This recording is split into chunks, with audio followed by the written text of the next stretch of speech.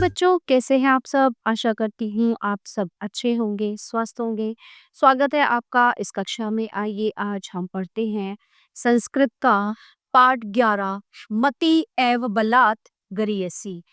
यानी कि जो है बल से ज़्यादा बुद्धि बड़ी होती है ना। इंसान जो बल मतलब जो हष्ट-पुष्ट होता है, जो पहलवान होता है, मतलब कई बार ऐसा होता है कि बल का प्रयोग ना करके बुद्धि के प्रयोग से हम जो है बहुत कुछ समस्या का हल कर सकते हैं, बहुत कुछ कर सकते हैं। तो इसी तरह ये कहानी है कुछ खरगोश और कुछ हाथियों के बारे में कि कैसे एक खरगोश अपनी बुद्धि का प्रयोग करके हाथियों से अपनी रक्षा करता है। उनके जो है जो उनका उनके ऊपर वो था, उनको दुःख देना, उनको परेशान करना, है ना? उनकी प्रताड़ना, उससे कैसे खरगोश अपने आप को बचाते हैं।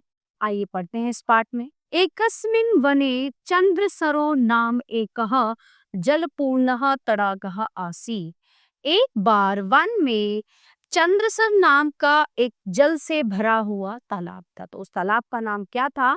चंद्रसर।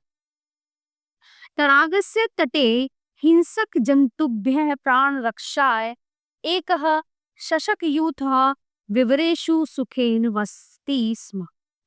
तो तालाब के किनारे जो है हिंसक जंतु के डर से, है ना, अपनी प्राण रक्षा करते हुए एक खरगोशों का झुंड जो है वह सुख से रहता था। तालाब के किनारे वो सुख से अपना जीवन यापन कर रहे थे।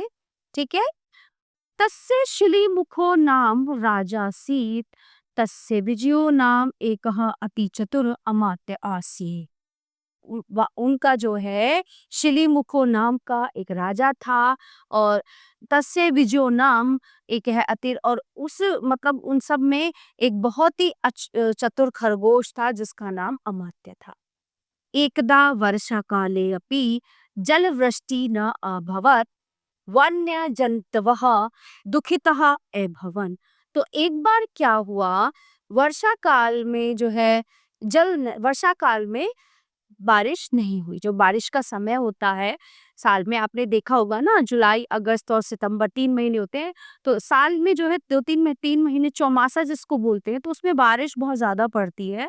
तो उसका भी एक अपना अलग ही उपयोग होता है बहुत जगहों पे, क्योंकि वर्षा होनी बहुत जरूरी है। तो यहाँ पे क्या हुआ था, एक बार वर्षा नहीं हो पाई तो जल की कमी हो गई यहाँ पे। ठीक है। तो जो वहाँ के जो वो जंतु हैं वो सब बहुत दुखी हो गए, क्योंकि बारिश नहीं होती तो सूखे की स्थिति हो गई। एक गज समूह स्वे स्वामिनम एवदत्। तो मतलब एक हाथियों का झुंड भी वहां पर था। तो उस झुंड के स्वामी ने कहा कि स्वामी, जलस्य अभावात् वयं जीवितुम न समर्थः। तो उसमें से जो हाथियों के झुंड में जो था एक हाथी, उसने कहा कि बिना पानी के तो हमारा जीवन जो है व्यस्त नष्ट हो जाएगा, हम जीवित नहीं रह पाएंगे। कैसे, मतलब हम असमर्थ हैं, हम बिना पानी के कैसे अपना जीवन यहाँ पे व्यतीत करेंगे। भगवान को अपनी उपाय करो तू, कि हे प्रभु कोई उपाय कीजिए। चत चतुर्दंतः नाम गजः तेषां गजानां यूथपः आसीत्। तो चतुर्दंत नाम का एक हाथी उनके समूह में था, जो बहुत ही मतलब उनके समूह में एक ऐसा हाथी था जो बहुत थोड़ा चतुर था, चालाक था। सह विचिन्त्य एवत् वैभवत्, उसने सोचकर बोला, यूयं चिंतां मा कुरुत अहम वने जलपूर्ण तडागम अन्विष्यामि। तो उसने कहा कि तुम चिंता मत करो, हम जल में जो है मतलब हम वन में, तो उसने कहा तुम चिंता मत करो, हम वन में जल से भरा हुआ तालाब कहीं ना कहीं पर हम ढूंढ लेंगे। यूथपति ही वनम गत्वा एक जल पूर्णम तडागम अपश्यत्। तो जो उनमें था हाथियों में एक, तो उसने जो है एक जल से भरा हुआ तालाब वन में उसने देखा। कौन सा वाला? जहाँ पे खरगोश रहते थे। तस्मिन् तड़ाग तटे एव वराकः शशकः आवसन। ठीक है। तो उस तालाब के किनारे जो है एक खरगोशों का जो एक समूह है वो रहता था। गज समूह तड़ागम दृष्टवा प्रसन्न एभवत।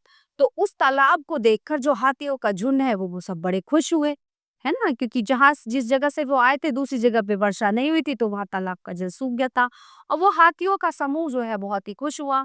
मुदितः गजः जलम प्रविश्य जल क्रीड़ाम अकुर्वन् जलम पीत्वा अतृप्यं च। तो वो हाथी खुश होते हुए उस जल में प्रवेश कर गए, जल क्रीड़ा करने लगे, है ना, उन्होंने जल पिया वहां पे तालाब पे और बहुत ही वो खुश थे। वही आगत्य ते तटे इतस्ततः अब्रह्मन, उससे बाहर निकलने के बाद तालाब से फिर वो इधर उधर घूमने लगे। इतस्ततः विचरन्तः गजः स्वचरण तले अनेकान् शशकानान् चूर्णितवन्तः तेषां पादाघाते अनेके शशकाः मृताः अन्ये च दुखिताः अभवन्। अब जब वो उसमें से बाहर निकल के आए, अब खरगोश तो छोटे छोटे होते हैं, हाथी बड़े होते हैं, तो वो बड़े खुश थे, पूरा हाथियों का झुंड खुश था, उन्होंने जल पिया, फिर वो बाहर निकले, थोड़ी मस्ती करने लगे। तो जब वो ये सब कर रहे थे तो उन्होंने नहीं देखा नीचे, अपनी मस्ती में वो भूल गए और उनके पैरों के नीचे जो है कई सारे खरगोश आ गए। तो कुछ की तो मृत्यु हो गई, है ना, कुछ घायल हो गए। तो अपने पैरों के तले उन हाथियों ने खरगोशों को कुचल दिया। अब दुखी परिवारम अवलोक्य शिली मुखे ऐखिद्दत, मतलब अब ये सब देख के जो है खरगोश सब बहुत दुखी हुए। विजय नाम वृद्धा अमात्य एवदत चिंता माँ कुरुत। अब ये सब देख के जो है सारे खरगोश वो दुखी हो गए कि ये क्या हो रहा है। तभी उनमें एक वृद्ध अब खरगोश जो है वो बोला कि तुम चिंता मत करो, तुम सब, मैं कुछ करता हूँ।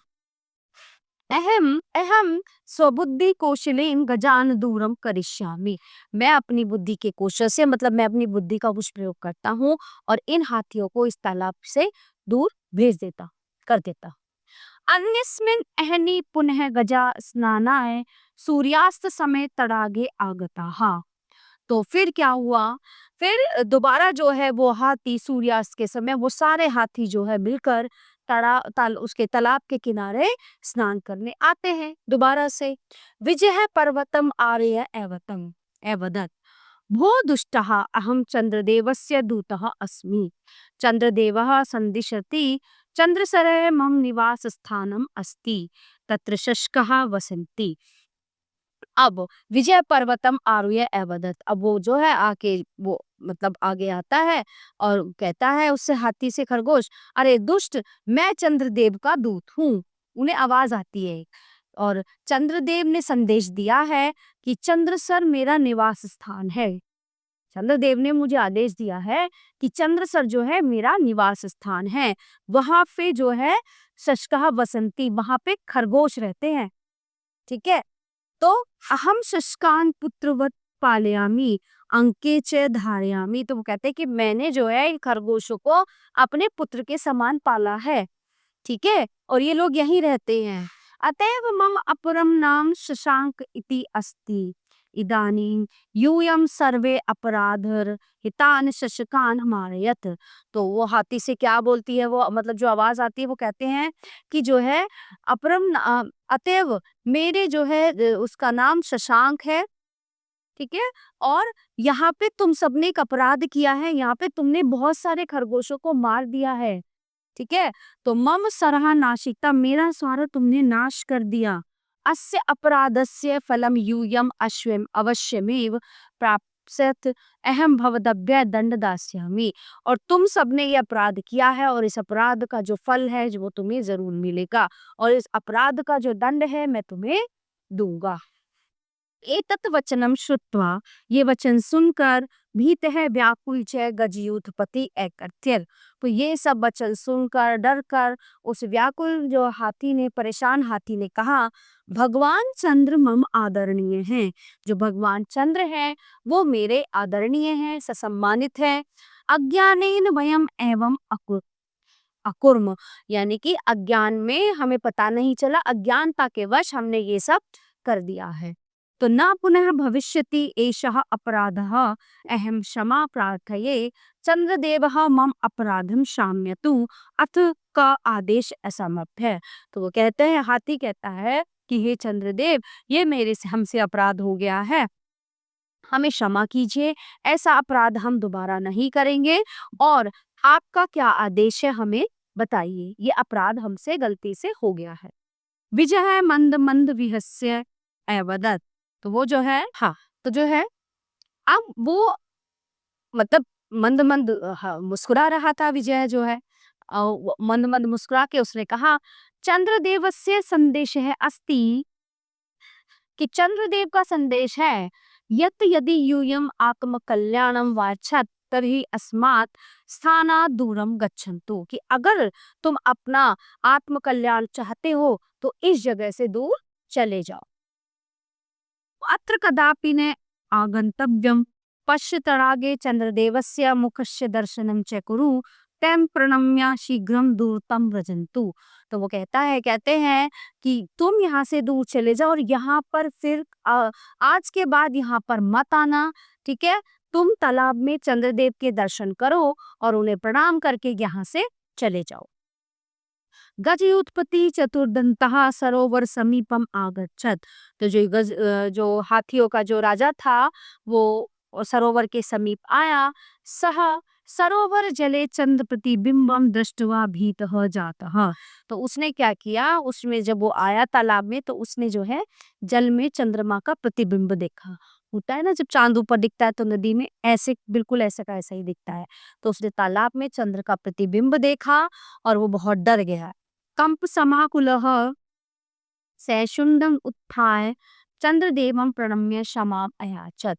तो वो जो है सूंड उठाकर उसने चंद्रदेव से क्षमा मांगी और वयम भूया एव न करिष्याम, हम जो है आगे से ये सब नहीं करेंगे या आगे भविष्य में हम ये सब नहीं करेंगे, हमें क्षमा कर दीजिए। इदम उक्त्वा स यूथपथि यूथेम सह दूरम वनम अगच्छत, पुनः च सरोवरम न प्रत्यागच्छत। ओके, ततः परम शशकः सुखेन तत्र अवसन्, अतः सत्यम उक्तम मति एव बलात् गरीयसी। अब माफी मांगने के बाद वो हाथी जो है अपने झुंड के साथ वहां से चला जाता है और फिर उधर कभी लौटकर नहीं आता। और वो सारा वो वहीं पर वो खरगोश का समूह, वो सभी खरगोश खुशी खुशी उस तालाब के किनारे फिर से अपना जीवन जीने लगते हैं। इसलिए सच ही कहा गया है कि बल से ज्यादा बुद्धि का प्रयोग करना चाहिए, या बल से ज्यादा बुद्धि काम करती है और बल से ज्यादा बुद्धि का प्रयोग करने से ही विजय मिलती है ना। अब होता क्या, हाथी बड़े थे खरगोश छोटे थे, तो वो बल का प्रयोग करके उनसे जीत जाते, नहीं जीत पाते ना, तो खरगोश ने बुद्धि का प्रयोग करके उनको वहां से भगा दिया। तो प्यारे बच्चों, ये पाठ यहीं पे समाप्त होता है। आशा करती हूँ आपको अच्छे से समझ आया होगा। मिलते हैं अगली कक्षा में। धन्यवाद।